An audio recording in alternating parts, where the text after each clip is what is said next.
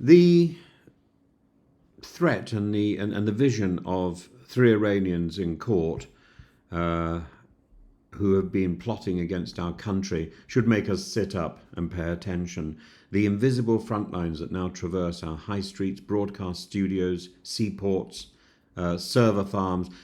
Foreign hostility is no longer an abstract threat confined to distant lands. It's now emphatically a domestic reality. Iran, Russia, even China now represent distinct but converging threats to the United Kingdom's sovereignty, safety, and democracy. To begin with Iran, just weeks ago, three men, Iranian asylum seekers, granted refuge in this country, stood accused under the National Security Act of conducting reconnaissance on journalists working at Iran International, an independent Farsi language broadcaster in London. These journalists were not merely exercising free speech, they were being hunted. And this was not terrorism in the conventional sense, it was espionage, intimidation, and the extraterritorial enforcement of theocratic tyranny. Mustafa Safarwand, a man who arrived hidden in a lorry, allegedly surveyed British citizens on behalf of Tehran's intelligence services. His alleged intention, serious violence, and that is not dissent, that's proxy war. And this case is significant for another reason. It's the first brought under the new National Security Act and legislation designed specifically to address hostile state activity that traditional counter-terror laws struggle to accommodate. The Home Secretary, Yvette Cooper, has rightly warned us that we can no longer tolerate foreign states operating as if Britain were merely an open field for vendetta. Her proposal for parallel legislation to prescribe state-sponsored organisations is overdue and necessary.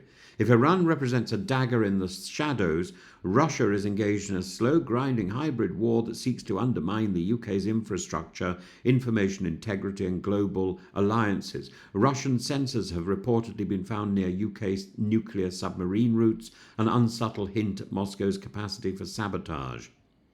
The Russian ambassador didn't even bother to deny it, merely brushing it aside as exaggerated paranoia. But we must not be lulled by feigned nonchalance. These devices were likely part of a wider campaign to map critical undersea cables, energy pipelines, and communication routes. And we mustn't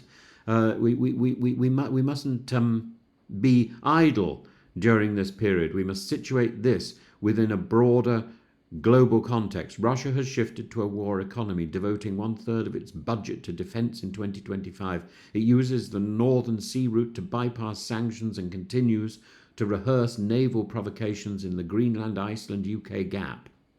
Meanwhile, Finland and Sweden, historically neutral, have joined NATO in alarm, and Britain remains underprepared. Former Minister Tobias Ellwood warns that we are behind the curve, and with Russia's operations ranging from election interference to the weaponization of migration, the UK's domestic resilience is now part of that battlefield. If Russia plays the provocateur and Iran the thug, China acts more like a silent engineer, carefully constructing access to our systems, institutions, and supply chains. There are two ways we can approach China. We can approach China as a threat or as a potential ally and friend. Recent cyber attacks linked to China have affected entities such as News UK or Cadent Gas, exploiting a flaw in SAP NetWeaver software. This wasn't random. The evidence points to Chinese cyber espionage units whose goal is persistent access to high-value networks, particularly those associated with critical infrastructure. Sunak called China the greatest state-based threat to the UK's economic security. Not hyperbole, but recognition of reality.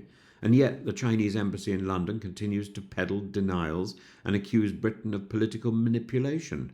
We need to be embracing China. We need to be talking to China in the same way as, frankly, we need to be opening better relations with Russia and with Iran. But China, I think it would be relatively easy to turn China from a potential threat into a potential ally. Let's not forget, China was perhaps behind the 2021 cyber attack on the Electoral Commission. That breach exposed personal data of 40 million voters, a sobering indication of the scale of foreign access to the architecture of British democracy. But whether this was preparation for future disinformation campaigns or a test of electoral resilience, and a recognition of our ill preparation, it underscores the same truth. Cyber sovereignty is national sovereignty, and right now we are perilously exposed. So, what must be done? Yvette Cooper has promised to review counter-terrorism frameworks and bolster the foreign influence registration scheme. That's welcome, but what matters is enforcement.